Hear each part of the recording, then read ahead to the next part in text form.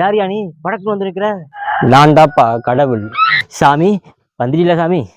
நீங்களே சொல்லுங்க சாமி, உங்க ஆலயத்துக்கு யார் தர்மார்த்தா இருக்கணும்? முதல்ல தர்மார்த்தனா யாரு? தர்மார்த்தம்னா உங்க கோயிலை சுத்தமா வச்சுக்க, அப்புறம் உங்களுக்கு வருஷத்துக்கு ஒரு தடவை கோயில் கூட நடத்தி உங்களை சந்தோஷப்படுத்த, அப்புறம் உங்க கோயில் வரவு செலவு கணக்கெல்லாம் பார்க்க ஒரு ஆள் வேணும்ல, அந்த ஆள் தான் தர்மகர்த்தா. அது சரி, எனக்கு கோயில் கட்டுறது யாரு? கோயில் எல்லாரும் வரி போட்டு ஊர் மக்கள் எல்லாம் சேர்ந்து கட்டினாங்க சாமி. கோயிலை கட்டுறதுக்கு ஊர் மக்கள் எல்லாரும் வேணும். கோயில் கொடையை நடத்த தர்மகர்த்தா ஒருத்தர் போதுமா? அப்படி இல்லை சாமி, ஒரு கூட்டம்னு இருந்தா அதுக்கு தலைவர் ஒருத்தர் வேணும்ல. கூட்டம் கூட்டுறதுக்கு இது என்ன அரசியல்?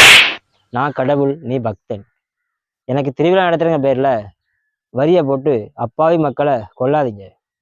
உங்களால என்ன முடியுமோ அதை வச்சு எல்லாரும் ஒற்றுமையா இருந்து கோயில் திருவிழா நடத்துங்க. அதுவே எனக்கு சந்தோஷம் தான். சரி சாமி, இனிமேல் நாங்கள் ஒற்றுமையா இருந்தே கோயில் கூட நடத்துறோம். மகிழ்ச்சி. கடைசியா நான் உங்ககிட்ட ஒன்று சொல்ல விரும்புறேன், சொல்லிக்கிட்டுமா? சொல்லுங்க சாமி. எதா இருந்தாலும் செய்யறோம். ஆடு கோழி எல்லாம் வெட்டினீங்கன்னா செத்த உடனே வீட்டுக்கு தூக்கிட்டு போயிடுறீங்க. ஆனா மொட்டை அடிச்சா மட்டும் அந்த முடிய கோயிலே போட்டு போறீங்க. கோயில் ஃபுல்லா ஒரே மயிலா கிடக்குது. இனிமே என்ன பண்றீங்க? ஆடு கோழி தூக்கிட்டு போற மாதிரி மொட்டை அடிச்ச அப்புறம் அந்த முடியையும் தூக்கிட்டு போயிருங்க, சரியா?